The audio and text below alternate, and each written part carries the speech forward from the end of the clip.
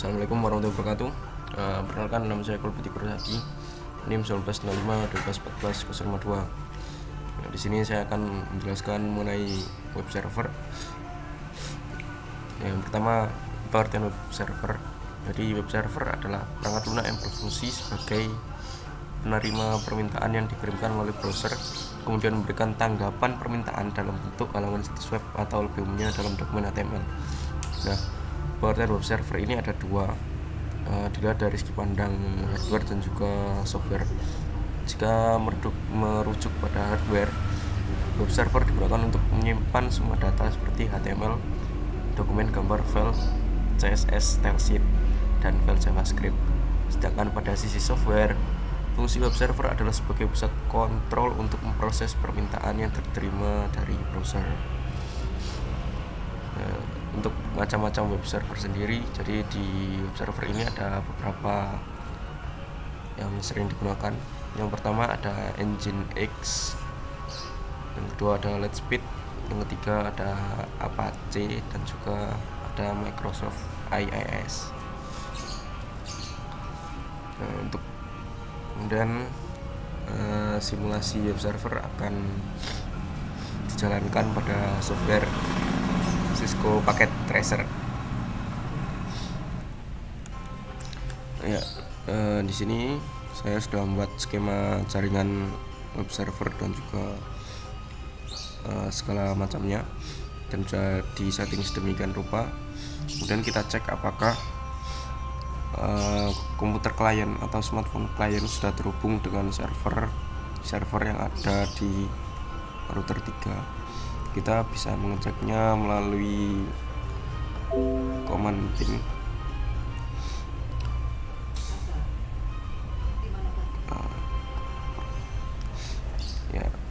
Dan kita akan mencoba melakukan ping dari smartphone ke server yang ada di router 3. Yang pertama, kita akan melakukan pengujian koneksi ke web servernya. Jadi bisa dilakukan ping. Untuk web server sendiri IP address-nya adalah 434343.2.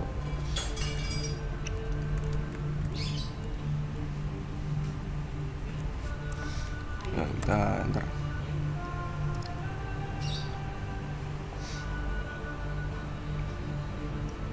Nah, di sini sudah terdapat reply atau balasan dari web servernya dengan waktu 49 milisecond. Jadi ini menandakan kalau smartphone sudah terkoneksi dengan web server. Lalu kita akan melakukan uji koneksi ke FTP server. IP dari FTP server itu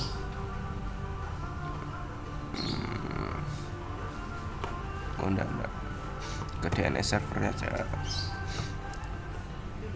Jadi untuk IP DNS server ada 33.33.33.2. Kita cek.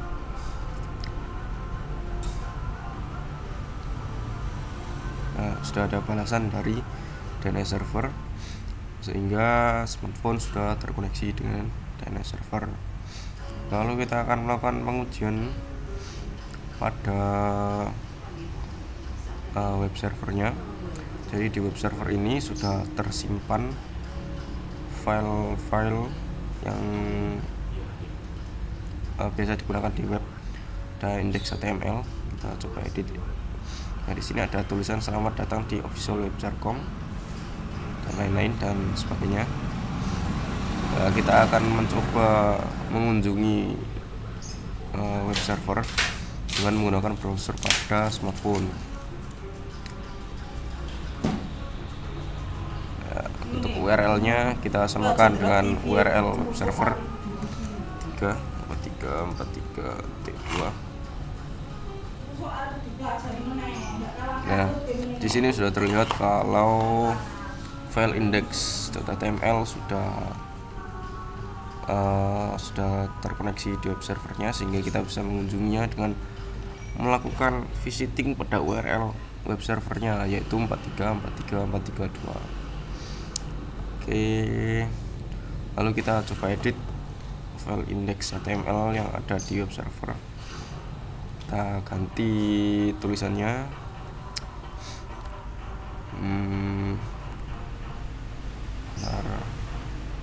http index.html.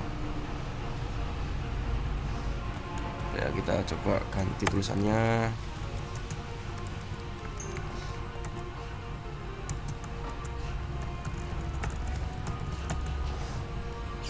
Save.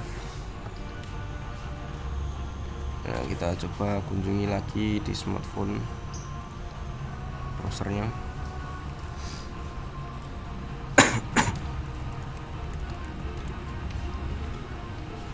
Ya, di sini tulisannya sudah terganti ya. Ini berarti web servernya sudah berfungsi sebagaimana mestinya. Oke, lalu kita akan lanjut ke DNS server. Oke, kita ke DNS server. Jadi apa itu DNS server?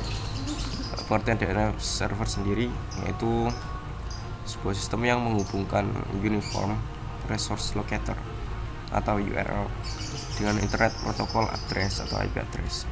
Nah, fungsi DNS sendiri ada: pertama, minta informasi IP address sebuah website berdasarkan nama domain, dan juga minta informasi URL sebuah website berdasarkan IP address yang dimasukkan. Oke, langsung saja ke simulasi DNS server pada Cisco Packet Tracer. Ya, lanjut ke DNS server. Sebelumnya kita akan melakukan konfigurasi IP terlebih dahulu pada FTP servernya. Nah, untuk IP addressnya kita kasih 43.43.43 dengan subnet mask/24 atau 255.255.255.0. kemudian default gateway-nya sendiri 43.43.43.1, dan DNS servernya kita sesuaikan dengan IP DNS server ini, yaitu 33.33.33.2. Oke.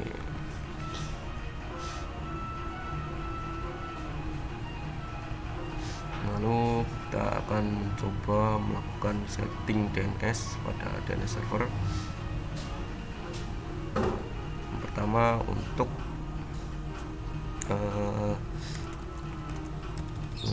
web servernya kita kasih DNS jarcom.com. Nah, dengan addressnya kita isi IP dari web server 2 seperti ini. Oke, tambahkan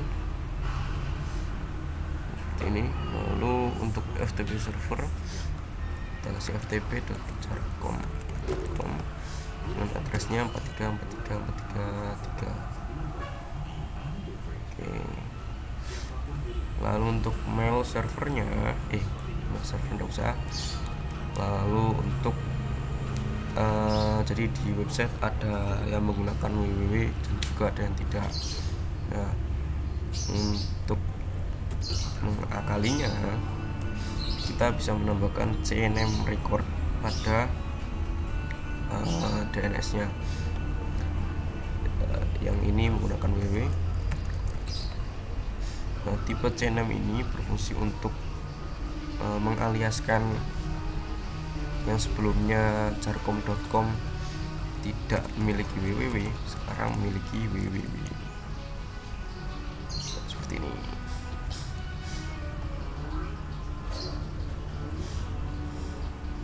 Lalu kita cek dengan NS lookup apakah DNS sudah terkoneksi dengan benar.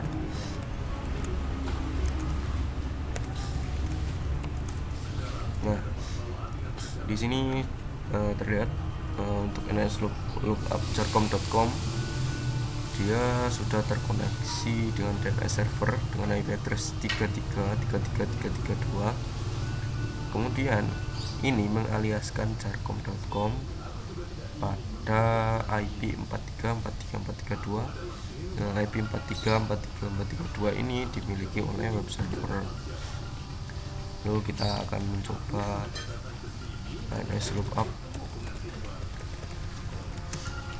ftp.carcom.com. Nah, di sini sama seperti yang tadi, sudah terkoneksi dengan IP DNS server 33333332 dengan alias FTP Carcom yang dialiaskan pada IP address 434342, yaitu milik dari FTP server. Dan untuk DNS lookup www.carcom.com, nah di sini dia terkoneksi dengan server, kemudian dia juga dialiaskan dengan alamat carcom.com. Lalu untuk melakukan pengetesan, kita bisa pergi ke browser. Yang tadi sebelumnya untuk mengunjungi web server kita menggunakan alamat IP, sekarang kita bisa menggunakan namanya langsung, yaitu carcom.com. Kita cek. Nah, di sini sudah sama seperti yang kita kunjungi menggunakan IP address tadi, dan kita akan melakukan pengunjungan lagi pada www.carcom.com. Ya, sama ya. Bentar, kita close dulu untuk memastikan.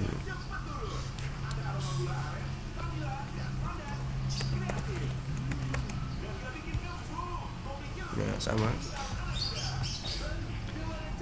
Ya, jadi fungsi dari DNS server ini mempermudah user agar untuk mengunjungi suatu alamat web tidak mengetikkan angka-angka IP address, tapi sudah langsung nama dari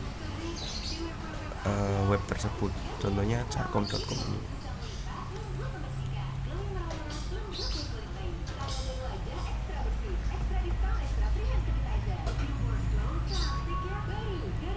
Ya, untuk settingan lainnya seperti mau server, kita coba menggunakan IP address 43434334 dengan subnet mas /24 255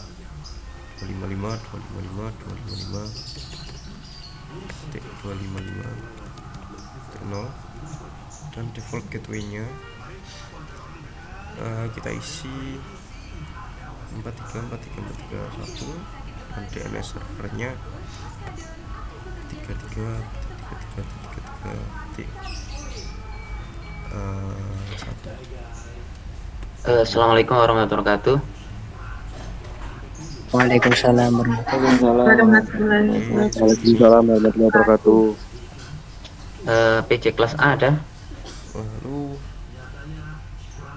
ya, Saya Pak. FTP servernya PC kelas B ada? apakah di sini ada? Ada Pak.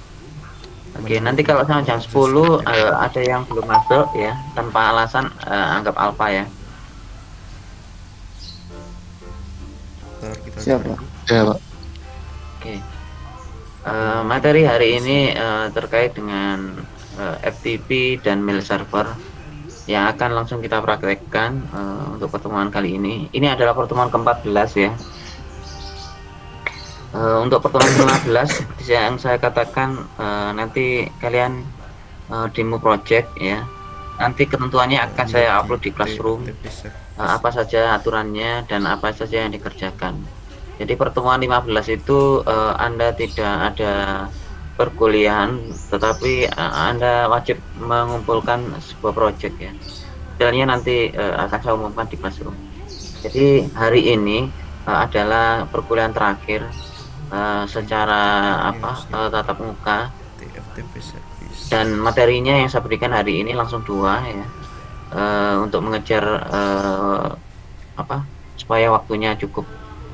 Minggu kemarin juga sudah 2, yaitu DNS sama web server ya.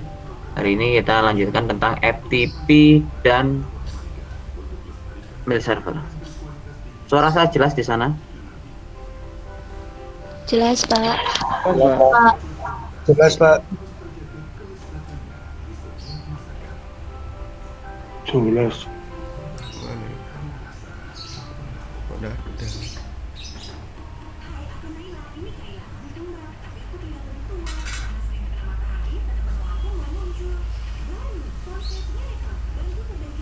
Kita mulai dari FTP server ya. FTP server kita ketahui bahwa merupakan file transfer protokol ya. Jadi dia merupakan protokol yang memang spesialisnya digunakan untuk transfer file. Biasanya file-file server yang ada di internet kalau ada download dan sebagainya itu pakai FTP. Oke. Kita lebih fokus di sini biasanya mungkin ke praktikumnya ya. Untuk detail definisi dan sebagainya silakan baca sendiri. Saya di sini menerangkan teorinya. Perintah dasar FTP ya. Kita bisa menggunakan FTP terus alamat FTP server. tidak bisa. Untuk melihat direktori yang ada di server kita menggunakan dir ya. Ini perintah dasar ya yang sering kita gunakan. Terus untuk mengupload file itu kita pakai put. Sedangkan untuk mendownload file itu kita get. Hari ini kita praktekkan benar-benar protokol FTP-nya ya. Kenyataannya kalau sudah di internet kita itu langsung menggunakan aplikasinya ya. Aplikasinya yang sudah jadi kita sudah dimudahkan, tinggal klik-klik gitu aja ya. Tapi karena kalian ini adalah engineer komputer, maka kita benar-benar belajar protokolnya. Contohnya di internet pun kadang-kadang kita sering menemui sebuah aplikasi yang sudah jadi ya, kayak email dan sebagainya, tinggal klik nggak perlu nyeting. Nah, itu memang tujuannya untuk user. Kalau kita kan bukan sebagai user murni, tapi kita sebagai orang IT yang harus tahu bagaimana konsep di belakang layar dari sebuah protokol itu. Oke.